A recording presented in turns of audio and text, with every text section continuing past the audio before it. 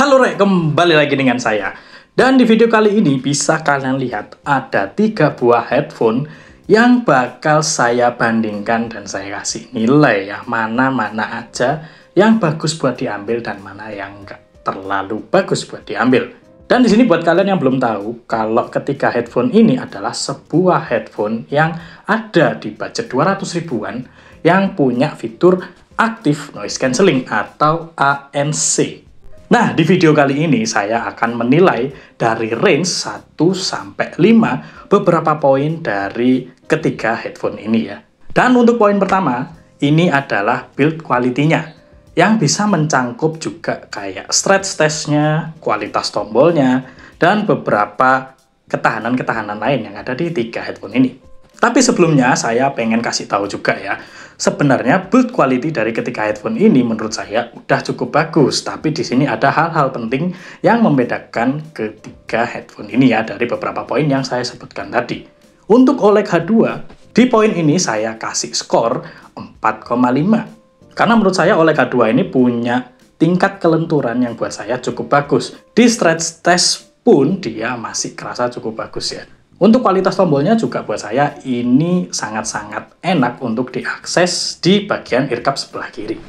Lanjut untuk HBT 90NC, di sini saya kasih skor juga 4,5. Dan buat kalian yang udah nonton full videonya ya, pasti tahu build quality-nya itu sebenarnya kurangnya itu di bagian headband-nya ya.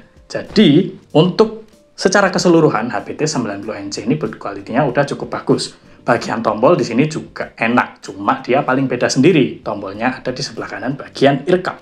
Dan untuk NYK X800 Pro di sini saya kasih scoring 4. Karena buat saya dia ini yang paling paling kurang bisa diajak bertahan lama-lama kayaknya. Karena waktu di stretch test itu kerasa juga.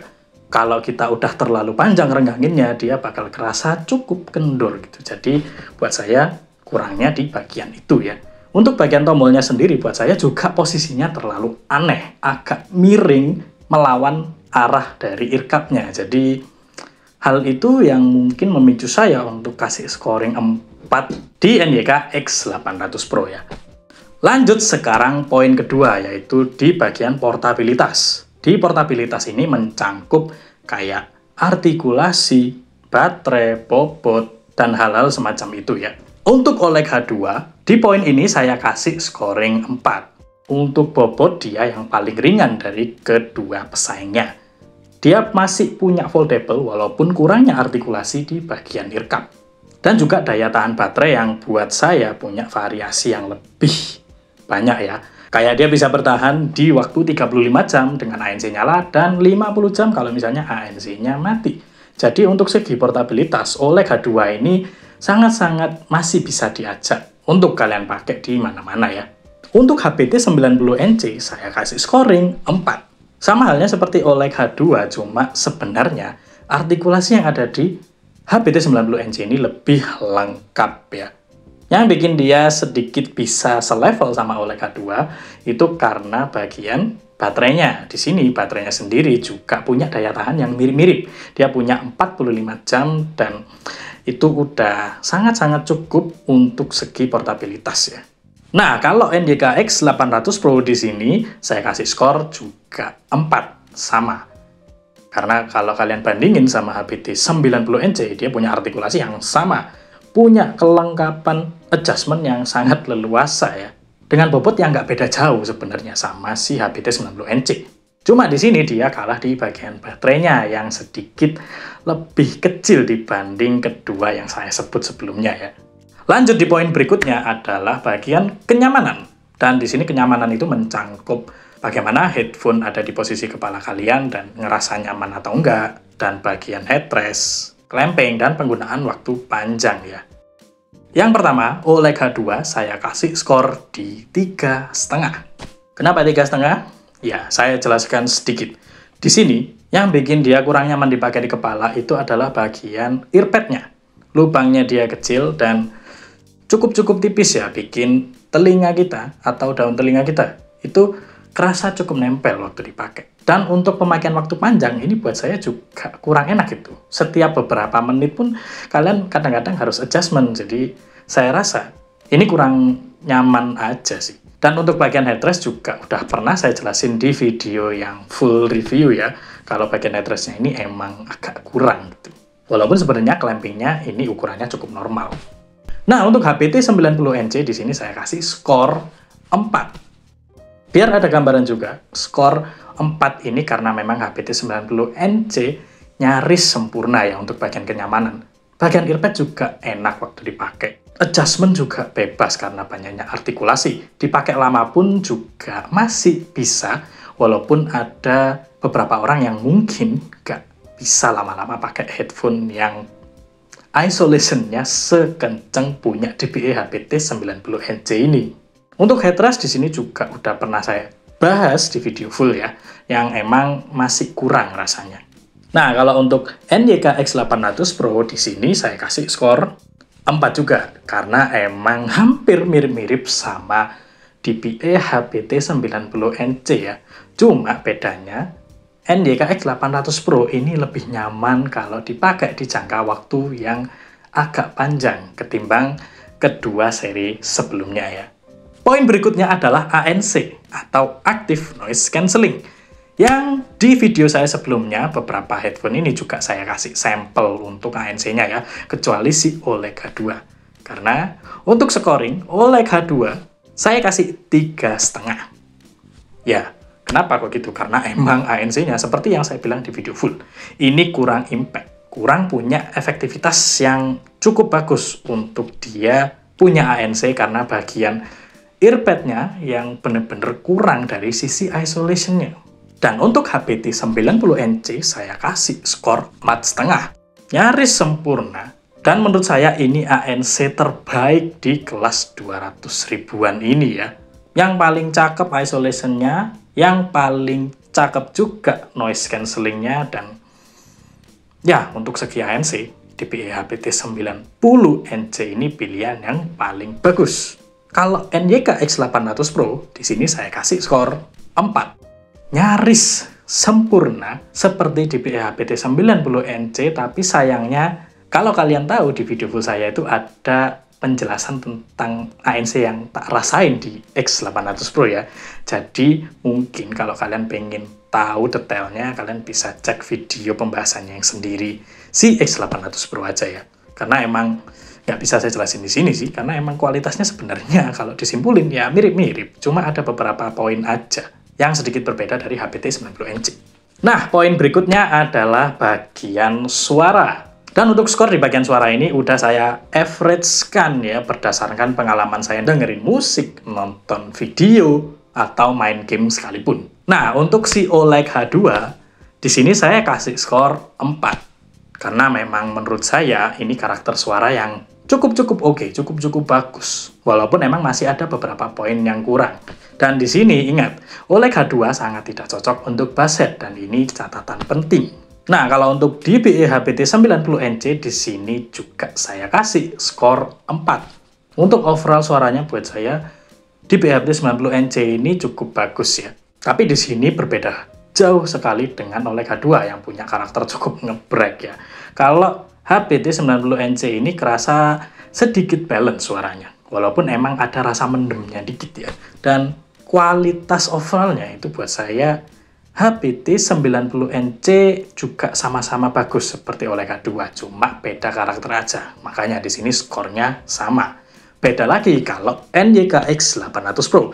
Di sini saya kasih skor 4,5 atau 4,5. Tertinggi dari kedua produk yang saya sebut sebelumnya. Kenapa? Karena buat saya NYK X800 Pro ini punya suara yang bakal cocok sama semua orang. Karakter yang bener-bener all-rounder banget. Buat nonton enak, buat musik enak, buat main game juga tipis-tipis lah. Nah, di sini saya mungkin bisa kasih sampel suara ke kalian ya, kalau kalian pengen tahu kualitas suaranya kira-kira seperti apa.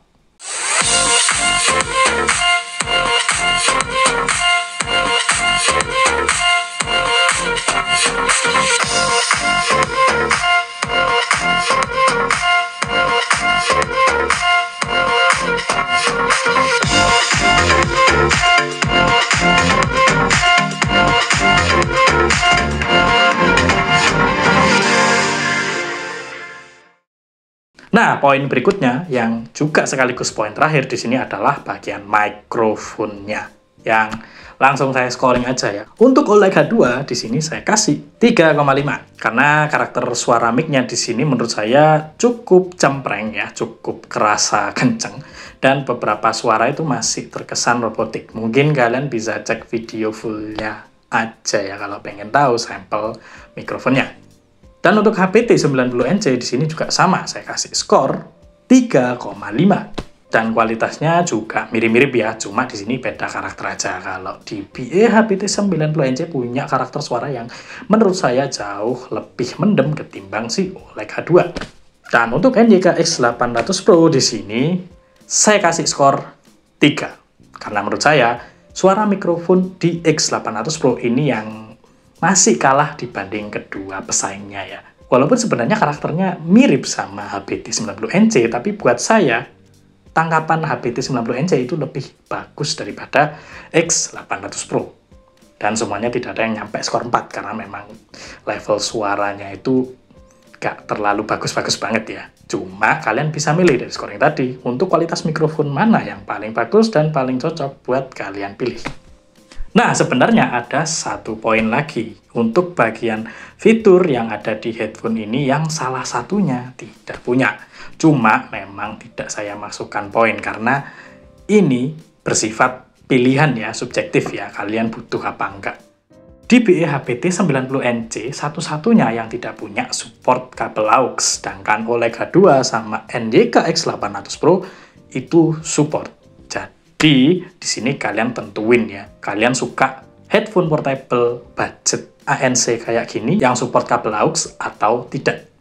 Oke, jadi itulah hal-hal yang bisa saya sampaikan dan beberapa poin untuk membuat kalian makin bingung ya mau pilih siapa jadinya kan. Untuk overall score di sini saya akan langsung kasih tahu ya. Untuk si OLED H2 secara keseluruhan poin-poin yang saya sebut tadi dan saya kasih skor itu berakhir di angka 3,8. Dan untuk di BE HPT 90NC final skornya ada di angka 4. Dan untuk NYK X800 Pro final skornya ada di 4. Sama kayak di BE HPT 90NC. Jadi di sini kalian bisa lihat ya, untuk OLED H2 dia mendapat skor terendah dari pilihan saya ya. Dan kedua sisanya mendapat skor 4 dari saya. Dan perlu saya ingatkan, skor ini bersifat subjektif ya. Ini yang saya nilai dan mas-mas yang ada di belakang kamera saya yang nilai. Jadi ini tidak hanya penilaian satu orang, tapi 2 orang dan kita asumsikan skor terbaik yang dikasih oleh headphone ini tadi ya. Jadi, ingat, ini skornya subjektif ya. Dan sekali lagi, kalian bebas menentukan pilihan kalian sendiri ya. Dan kalau misalnya kalian mau cek pembahasan detail dari tiap-tiap produknya, saya udah bikinkan videonya. Kalian tinggal cek link yang ada di deskripsi aja untuk meyakinkan kembali kalian itu suka yang mana. Tapi overall final score saya yang tadi itu sudah jelas ya. Saya akan merekomendasikan NYK X800 Pro dengan DBE HPT 90NC sebagai pilihan kalian buat yang mau nyari sebuah headphone budget di harga 200.000 dan punya fitur aktif noise cancelling. Sekian pembahasan saya soal 3 headphone di ranah 200 ribuan yang punya aktif noise cancelling. Ojo lali di like, gak di like ora popo. Matur suwun. Nice sekali. Oh ya, spoiler buat kalian, kalau kalian lihat, minggu depan saya akan bahas ini.